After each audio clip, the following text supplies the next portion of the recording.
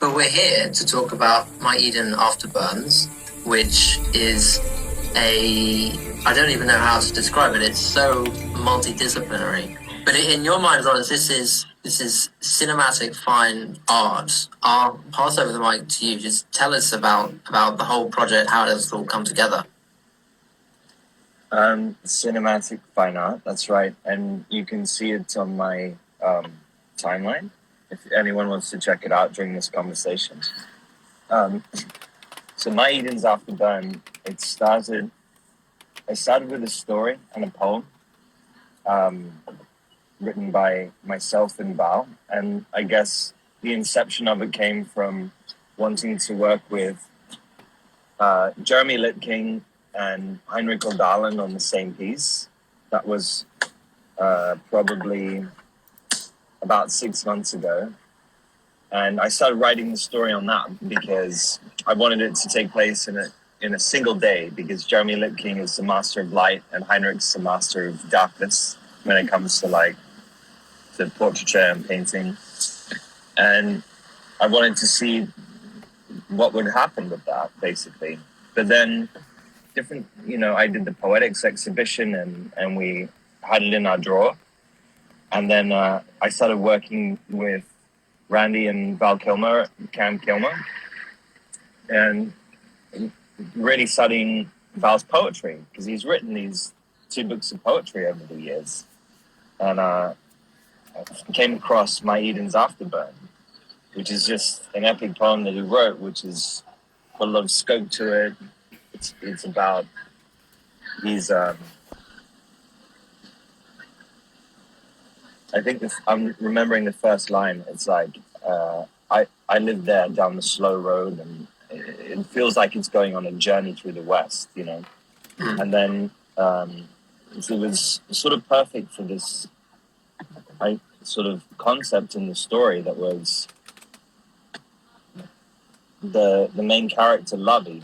She loses her husband, and it's during the American Civil War, and he comes back that night. Yeah, the War of Independence. The War of Independence, the Revolutionary War. And she comes back. He comes back that night to visit her one last time, and he speaks to her, and he tells her of that, where he's been through the afterlife, and that dialogue from Val's poetry is the journey that he's been on. And so it all sort of tied together quite wonderfully. And then we realized there was a lot of scope to that poem, and if it was going to be Ruben's dissolving paintings as well, it had to be, like a mini exhibition. We had to we had to get Tania in to paint the galloping horse ride. I couldn't imagine anyone else painting that scene with her paintings are so vibrant and dramatic. It's just perfect for a galloping scene with and she's got tears and hair across her face.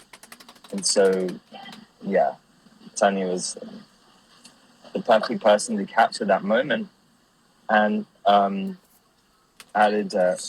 So we had Jeremy Lipking painting the morning and Tania painting the horse ride, where she finds out about her husband's loss and jumps on the horse. And then when she settles down at the campfire, Henrik Uldalen has painted the portrait of the goat. Val Kilmer is the portrait of Ghost that comes back and speaks to her. And then as she's experiencing what he's saying and going through this sort of magic moment, that's captured by Ksenia Buridanova, gorgeous magical realism. And then in the climax of the night, and it's captured by Goldcat's wonderfully expressive figurative work. And then all dissolved by Ruben Fro. Yeah. It's an incredible scape of different mediums. If you haven't, no one's seen it. It's on It's on Lawrence's timeline. It's on Nifty Gateway. You can't miss it. Go and have a look because it's an incredible experience to watch. Tanya, question for you, because you've done a range of collaborations with Laurence, right? But this one, in many respects, what makes it stand out? Was so different. Well, So I think it's like each and every collaboration that we have is different. I mean, like even that series of collaboration, the body chest that we did, and it's like the series of 3 collaboration, and still each and every piece was so different and so special, because it's like you know, like a snowflake. It's so unique, and you just can't repeat that. And it gives unique feelings, unique emotions, and it touches you in different ways each and every time. But this time, it was something that's special because, first of all, because of the list of amazing, brilliant artists, and of course, Val, and I mean, like Jeremy, Henrik, Goldcat, you know, Ksenia. It's like, God, it's first of all, it's a huge challenge for you because, you know, the list is such a top list of top artists. So, you know, you have to be on the level. And yeah, it's a challenging collaboration for sure, but I enjoy it. I enjoy our chats that we had, you know, like discussing the ideas, sharing our sketches, sharing our close-ups, videos, process. That was, you know, that was such an entire work on this collaboration. Was such an amazing theme. So, yeah, so it was definitely special. Like, even few words. I'm talking too long, but you know what I mean. And Laurence definitely know that I love what we do all the time. So now it comes across. But yeah, no, it's clearly a special thing, and bringing together so many different, incredible talents. I guess the question is, when you have all these great minds and these great creators all doing the same, contributing the same way. I mean, I know you, Ksenia, Goldcat, etc., have your own paintings, but how did you find collaborating with so many different voices and different perspectives and styles? How did that work, bringing everything together? Is it a question for me or for Laurence? Because I think yeah. It's for me, right? You first, and I'll get Laurence. Okay, Laurence, you go first. I need to think about that. I think it was, well, we all got in a group chat, and yeah, we had the story to start, and then I sort of chopped it up into the chapters, you know, based on the painters' different styles, what sort of matches their overt the best, and their strengths, and then everybody just started sharing whips about, you know, I think it was at first everybody was trying to come to a consensus about what Lovey looked like, the main character looked like, and I think the painters landed on quite quickly that she had red hair, and I think that did come from Tanya, didn't it? At first. Yeah, probably. We start talking about that, and then just I remember how it was. So I remember that I said, like, well, I feel like this poem is about a girl who has red hair. And then Ksenia, I think, just wrote that, well, I just painted her and she has already red hair. So we just realized that we thought about the image of her, like, at the same time, you know, but it was similar. Yeah. So funny, yeah.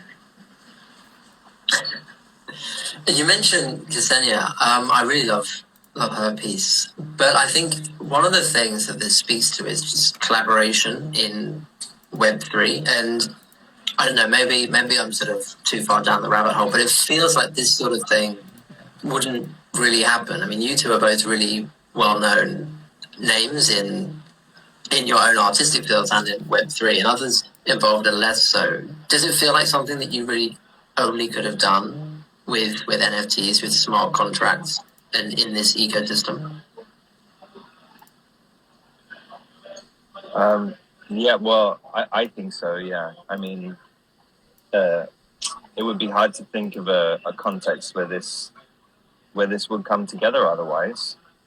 You know, cinematic fine arts. It's not yet playing before the movies or Netflix or Amazon. I mean, there's short film festivals, but it's not quite the same. Like you don't have the culture around it that is supporting painters and people like Ruben Fro and the stories that they're telling individually. So yeah, I don't think the distribution is yet there for that to happen. It's really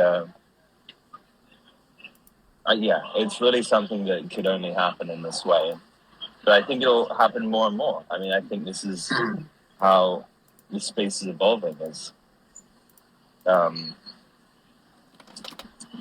storytelling, I think, will come into play in a bigger way. I mean, all fine art pieces are in some way short form, right? Because they're often like a single image or like a video that's like 1 to 2 minutes. But then I think what we tried to do to push that further was to make the story have a bit more scope, and I think that really was the difference with this, how we kind of push the boundaries a bit with what's going on in digital art right now. One of the things that's really cool about it is the, I guess, how would I say it, the sort of the physical tie-in is one of the extra, I don't know, do you call it a utility aspect, is that you get a physical aspect as well. That's related to the auction. Do you want to explain a bit about how that works? Yeah, so that's a print. We have like physical prints of each piece, and then when somebody scans it, they hang it on their wall at home and they scan it with their phone. It starts dissolving. The piece starts like coming to life on their phone. This thing is so cool, and that we're going to be dissolving people's walls. And I think that's next level as well in terms of like what's going to be possible in this space. And I mean, Trevor Jones is quite well known for doing that already in terms of AR painting. But having a story as well that just captures somebody for a moment in time. It's like the walls are coming alive. What's that? Dorian Gray. Yeah, I remember when I first saw it, I was thinking this is like something magical out of Harry Potter or something. The pictures that I have in front of me are literally moving, and it felt I'm living in that world that I read about, not 15 years ago or however long. But Tanya, I want to double click on this idea of AR augmented paintings. What opportunities does it bring you as a painter to have this other option?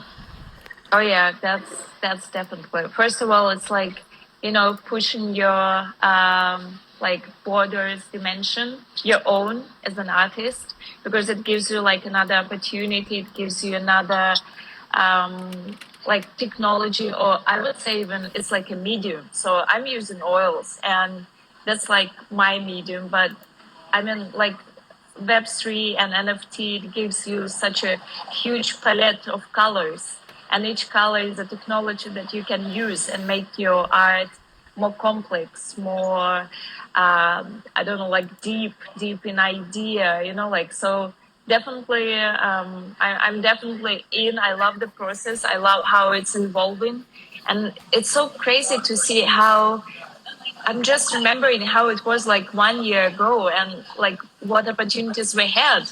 And even if I will think about the past, like when I didn't know about NFT or like Lawrence and all this Web3, and like how limited palette I had, And now it's just crazy to see how in short time it evolved so fast. It's just so crazy how it's evolving, and I'm so happy to be part of it, and be on this crazy train from 9 3/4 at a railway station going to Hogwarts. So I'm definitely enjoying the journey and using all the opportunities it gives. Like for example, now AI. I know that we have on Instagram, since we're having live on Instagram, and you probably saw that no AI pictures same, right? You probably saw that hype, and it's so interesting to see because it's actually interesting technology first of all, and I'm really sad that people see it so negatively. Although you just can use it, you just it's like a wild horse, probably. You just can live it and think, oh, it's a crazy horse, but you probably can just, be a friend with this horse and use it and be, get a friend in this horse. Oh, God, it's a stupid metaphor, but I hope you understand what I mean. It's like, oh, God, what I said. AI is I think we've seen how much it can do for art, but I still think we're underestimating the impact that it can have. Is it something that to what extent are you going to incorporate it into your paintings or the digital versions of them, or your inspiration? You mean AI? Yeah? Yeah. Oh, okay. So I posted that on Twitter that I'm, moving to a new studio, blah, blah, blah. It's big, so I can finally paint a huge paintings. And my references for these huge paintings are going to be made by AI, actually. So I'm right now cooperating with AI to create that thing that I can't get from live models, to ask them to pose like this, to sit like that, to have the face I want or some expression. So I definitely use AI right now, just to create my own world and,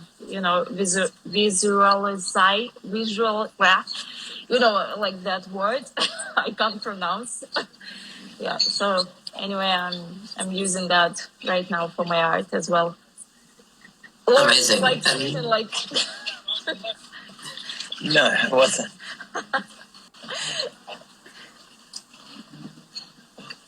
Laurence, I remember when we spoke in... Wait, you go.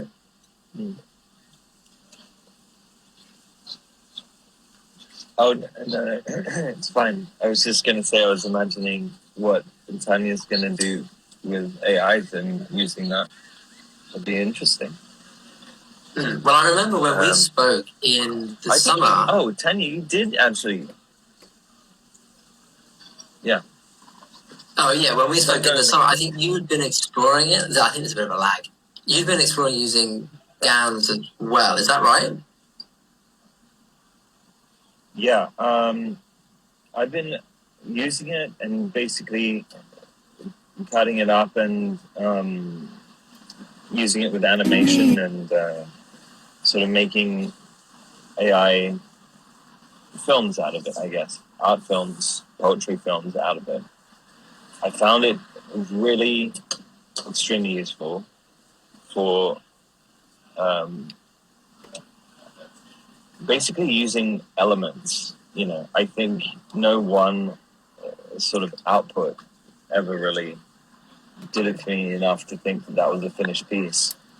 And also like how Tania's using it as well, because we just did a collab with Sarah Ferguson, Duchess of York, which is coming up actually next week, where she started with... We actually started with references from AI based on Sarah's poetry. And then we all started sharing AI references. And we're like, what can this look like? How can this come together? Almost like storyboards. And then Tania's, the reference that she used for her painting was from AI on that one. Yeah. So it's incredible how fast it's evolving. But it's what it's what you do with it that counts, you know. That's Yeah, and I think what the one thing is that you can't automate away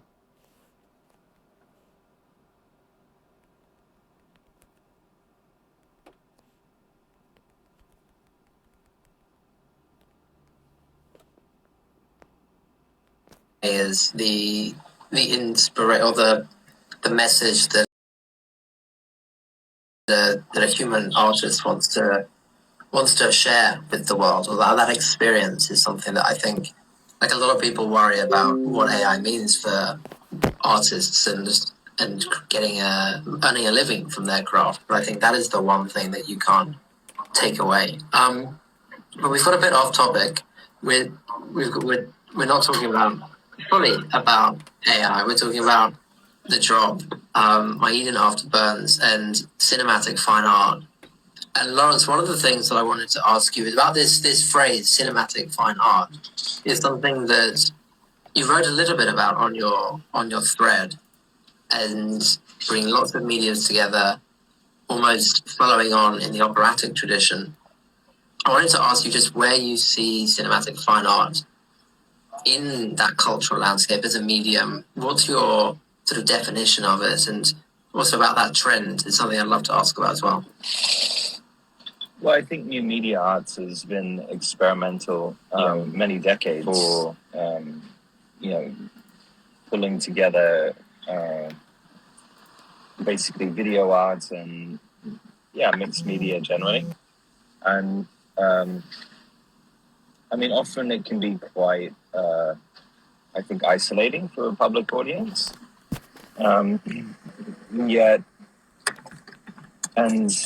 There's something about film and blockbusters and stuff that can also be overly accessible, where you have like formulaic and seen already and done and tried and tested, and that's sort of how a lot of Hollywood works, is like what has worked in the past and then do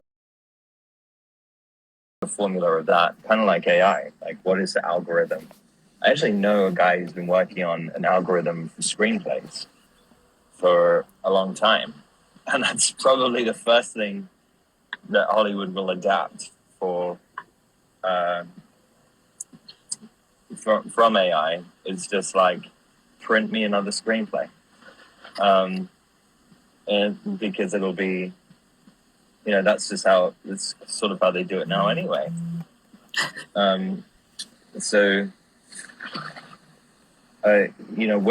cinematic fine art comes in is having something that is accessible, having a medium that is accessible and valued as fine arts, and where collaboration really is an important factor in that, because a film comes together when you have like hundreds of people contributing to it, and the director is not allowed to touch the chair, the camera, or any part of it, because that's hundreds of other people's jobs to do so and to contribute to that. So, but it's a much smaller crew in what we have in the Web3 art world. We have this was Val Kilmer, myself, Ruben Fro, Jeremy Lipking, Tania, Goldcat, and Ksenia. What's that? 7 people? That's 7 something. Single digits. Very low. Do you think that sort of thing will become more common? Sort of small groups, squads, almost of creators collaborating together, but also going out into the wider world and. The first series that I can sort of remember. Well, we started doing that, Tanya, quite early, didn't we? Like early last year, we started doing like these mini exhibitions and series and collaboration series where it was a part exhibition, it was a part film, and I would cut together a trailer for each one, much like we've done here. And it would be like, I mean, I think those were really the foundations and the starting point of cinematic fine art was what we were doing in those early days, even back on like Hissignome, or even with Body Chess, that was on Foundation. That was really like cinematic fine art. And I think we moved on when we made a David Hockney piece, because I remember like Body Chess, it was like separate pieces. And then David Hockney, it was something like we did after Body Chess, and it was collaboration between three, I guess, three of us. And and I think that looked like some cinema, like some series of works. So probably that was the start of all this crazy cinematic stuff. Yeah, I mean, and the Poetics exhibition as well was like a lot of cinema going on in it. That was a part of that too, and it was like, I mean, it was like we had an all-star cast and then all-star talent in the painters and the special effects artists for our world, and sort of merging in the old world too. I mean, Val Kilmer and Vincent D'Onofrio are two very accomplished actors, but not many people knew about their poetry, unless you were really a fan. I mean, Vincent D'Onofrio posts about his poetry every other day, and Val Kilmer's published 2 books of poetry. But pretty much everyone will know them. Will know Vincent from Men in Black and Daredevil, and then everybody knows Val from Batman and Top Gun. Even though they've both done a lot of interesting roles in films, but sort of having that as a factor as well was just so interesting. I think, which is such an interesting, because it's so directly related yet tangential to their acting. It's like a byproduct. The poetry is almost a byproduct of their acting that comes from somewhere, the screenplay of their life. And then we get to take that and transform it and create our art out of it too. I remember I did not too long ago, I did a podcast with Ina Moja, who is first and foremost a singer, but is also a photographer and an activist as well. And I can't remember quite what she said, but she just said, I'm not really a singer, I'm not really an artist, I'm just a storyteller.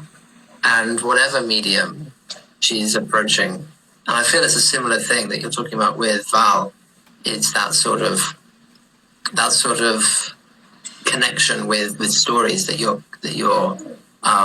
sharing with the world. But I mean, I know you've worked with Val before, but working on this project, what was that like? Sort of working with his original poetry that he wrote many, many years ago and producing the words for a digital environment. What was that experience like working directly with him?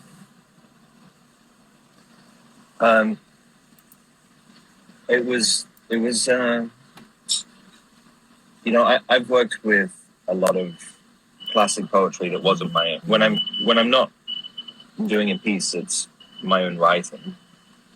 I've worked with poets of from the past, like Baudelaire, William Blake, Emily Dickinson, and digging through their work to find out what would be performative, what would make for a really good performance, like what comes off the page. That's like a facility, I think, that we pick up as actors over the years, of like what's going to read well, because something that's written is can be well written on the page, and like as you read it, it can be really inspiring for your imagination, right? And make you turn the next page. But then it's completely different when you say the words out loud. It's like there's something else that happens. It has to connect, I think, to how we communicate as people in real life. and there's only so much we can do to bridge that gap as actors. So it has to come off the page well. And I think that Val's poetry in particular comes off the page really well, because he comes from life to page.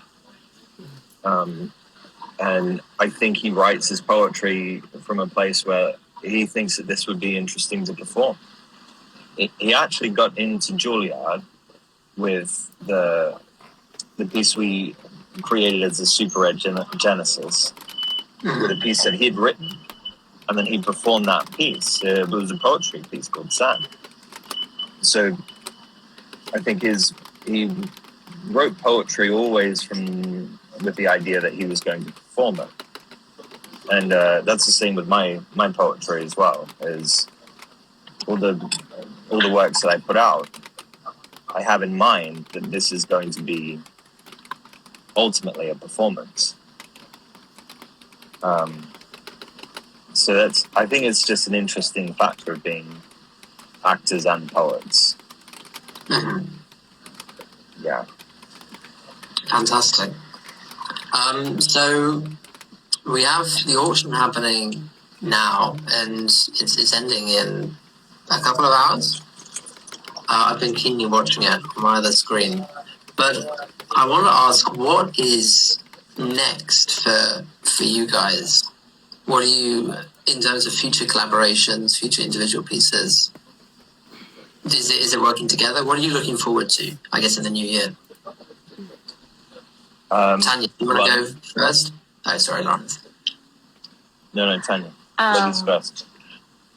Yeah, so as Laurence said, we have another collaboration that comes, I guess, right, Laurence? Because nowadays it's so many things going on, so it's sometimes a little bit messy. But that collaboration is going to be very special again. I know I'm saying that each and every collaboration is special, but that one is going to be special too. It's very beautiful. It's very romantic as well. Like each and piece that poetry, like each poetry piece, but it's also a top list of artists. And I'm finally painting a man. Yeah, so. But Laurence probably will say more details about that, definitely. I'm not a big help, sorry, Laurence. No, I love working with Tanya. She's amazing work, amazing personality, everything. So next week we're working with the Duchess of York, which will be really interesting. It's a first foray into Web3, a first foray, I believe, the art world, in terms of being a creator. She's got an incredible art collection of her own, but as a creator, we're helping to bring to life her poetry, called Gateway to the Self, through painting, animation, AI, performance, and she'll be performing the poetry with me. Tanya has a gorgeous portrait with butterflies. Jenny Pisanen is a part of it, and she's got a great piece and then David Shafit and Matthijs also. It's a romantic piece. There's a lot of joy in it, and it's good for this season as well. I think just very uplifting and romantic. Excellent. And perfect for Christmas probably, because it has that kind of mood of it has that kindness and magic in it. So yeah, it's perfect for holidays. With different icons of the space is almost becoming a characteristic of your work itself, which is a high bar, but you guys keep on meeting it. We'll have to have another space when Elon has fixed the whatever's gone wrong. I've been joking that he's fixing it himself because he's fired everybody else. So true. We will see. We will see. Thank you for having us on, Leah. I think what you guys are doing is brilliant, and anytime, let's do it. Let's build the culture. I love that. Yeah, I love it too. Awesome. Right, should we draw? For sure.